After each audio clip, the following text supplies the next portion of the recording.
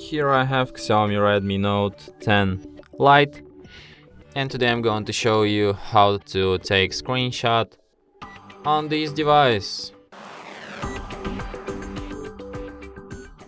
So to do this, what you have to do is to press power key and volume down at the same time for about a second like this, and that's how you can take screenshot.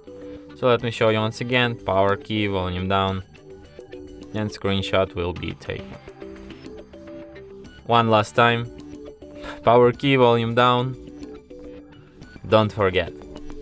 You can find your screenshots in gallery, in the album called Screenshots and Screen Recordings, here in the screenshot section.